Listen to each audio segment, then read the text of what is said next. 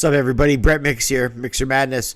I look up my phone, and on Instagram, Triple H has now official Cody Rhodes versus Roman Reigns at WrestleMania. And then I see people in the comments section going, "Oh, this Triple H, he's saved us he saved us from a horrible decision in 1 week. He made the decision. Props off to Triple H for fixing this." Fixing what? Cody Rhodes says this is bullshit tonight at the press conference. Why is it bullshit? You picked last week. You said the exact words. I'm going for you, Rock. I'm going for you, Roman, but not at WrestleMania. So all of a sudden, we're just left for, okay. And then he pretty much said, I talked to my counsel, and you know the guy. The Rock comes in, and the Rock and Roman have an epic stare down. Everyone chants, this is awesome. And then a minority of the fan base cry, and they get Cody Rhodes in there. And The Rock was fully expecting that, and now we got some kind of heel tandem where it's like a tag team between Rollins and Cody against the Bloodline, with The Rock on the Bloodline side. Instead of who's the tribal chief and who's the head of the table, it looks like there's some sort of tag team animosity. Rollins needs to stay away. He needs to stay away. I'm just trying to do a SmackDown preview here, but obviously this has a lot to do with SmackDown. They need to make a choice. They need to make a decision. And it's got to be tomorrow night, Friday night on SmackDown. It's got to be on the Friday the 9th episode. And they can't beat around the bush. They said there's 2 months left. Yeah, just under 2 months, and we needed to know a decision, a direction. They got people talking. It worked. Now they're going to pop a good rating, but make the right move. What's the right thing to do at this point? I don't know. If it was me, the one thing that could save it is Roman pull double duty.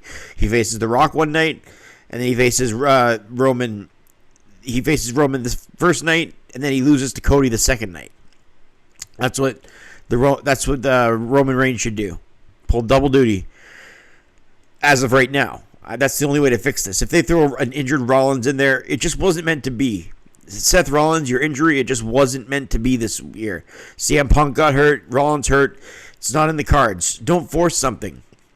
If they come back with a tag match because a tag match main evented WrestleMania 1, that would just be the wrong move. Or if they go to a triple threat because there's a triple threats at WrestleMania 10 in a sense, and there was a triple threat for the world title at WrestleMania 20 and WrestleMania 30.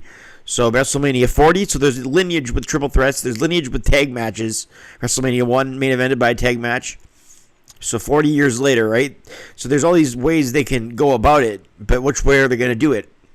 We'll have to find out till SmackDown. So that's why this SmackDown, this preview show that I'm doing right now, has a lot to do with the decision they make. And Triple H says it's tough. You got to go on the... Yeah, it is tough, but you got to read the audience. Don't just bend over and change the plans because a minority of the crowd got loud enough and made a voice for something that really, for a lot of us, took our dream match of WrestleMania away. A lot of us had a dream match of Roman Reigns versus The Rock. And a match like that deserves to be at WrestleMania. I've heard some people say, get it done at the Chamber. Yeah, get it done at 5 a.m. when nobody's watching.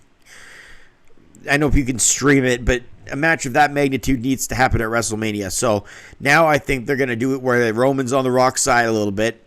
If they're not going to do it, Roman double duty. I think Roman's going to be on the Rock side a little bit, and then they'll make a break in the tag team between Roman and Rock, and then that'll lead to a match at WrestleMania 41. That's the way I see them doing it now after the press conference. I don't want to see the tag team match. I don't want to see a triple threat match. If I had to pick between the two, I'd pick the triple threat, but I don't want to see Seth Rollins in this. Seth Rollins, take your title and go. Face Drew McIntyre for the 20th time for that consolation prize that doesn't mean anything. That's what I would say. That's a little rough, but Seth Rollins can handle it. He's a big boy.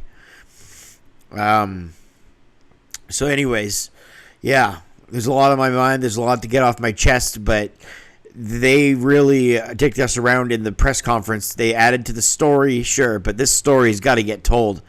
And if it's Cody raising the title, this story's got to get finished, and it's got to get over with because it's not fun anymore.